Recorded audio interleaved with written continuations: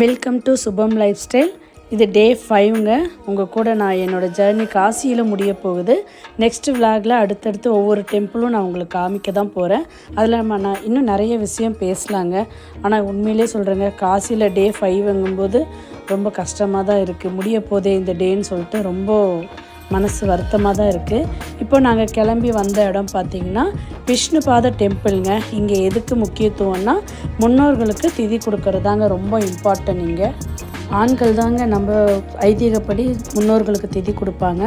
ஆனால் இந்த விஷ்ணுபாத டெம்பிளை பொறுத்த வரைக்கும் பெண்களுக்கு தாங்க முக்கியத்துவம் அதிகம். இங்கே பெண்களும் திதி கொடுக்கலாம்.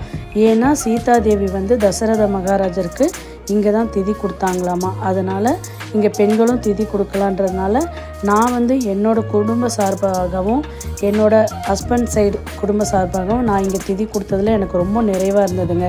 காசி யாத்திரையிலே எனக்கு ரொம்ப ரொம்ப திருப்தியும் மன அமைதியும் கிடைச்சது இங்கே மட்டும்தாங்க. ஏன்னா என்னோடய முன்னோர்கள் எல்லார் பேரையும் சொல்லி இங்கே திதி கொடுக்கும்போது ரொம்ப நிறைவாக இருந்ததுங்க. விஷ்ணுபாத டெம்பிளில் எல்லா சாங்கியமும் நல்லபடியாக முடிச்சுட்டு நிறைவாக நாங்கள் கிளம்பி வந்த இடம் பார்த்திங்கன்னா மங்கள கௌரி சக்தி பீடங்க. இது பார்த்திங்கன்னா தாய் மாதாவோட மார்பகங்கள் விழுந்த ஸ்தலங்க. இவர் தாங்க சாய் சிசிரோட டீம் மேனேஜர் சிவகுமார். இவர் இல்லைன்னா இந்த யாத்திரை நல்லபடியாக முடிய வாய்ப்பே இல்லைங்க. ரொம்ப ஹெல்ப்ஃபுல்லாக இருந்தார். உண்மையிலே அவருக்கு நான் இந்த வீடியோ மூலிமா தேங்க்ஸ் சொல்லிக்கிறேன்.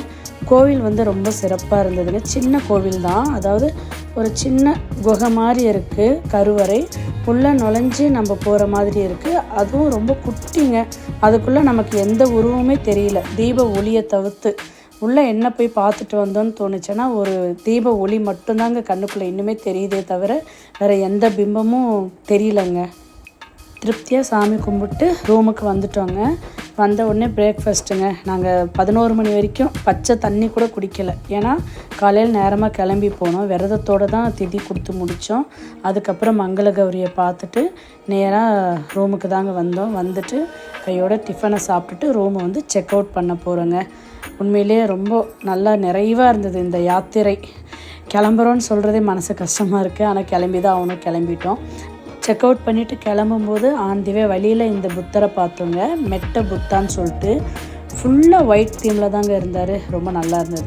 அதுக்கப்புறம் லஞ்சுங்க. எங்களுக்கு நிறைய டைம் இருந்தது. நைட்டு 11:30க்கு தான் ஃப்ளைட்டுங்கிறதுனால மதியம் ஒரு ஹோட்டலில் போயிட்டோம். அங்கேயே போயிட்டு ரொம்ப நேரம் வெயிட் பண்ணோம். சாப்பிட்டுட்டு அங்கேயே இருந்துட்டோங்க.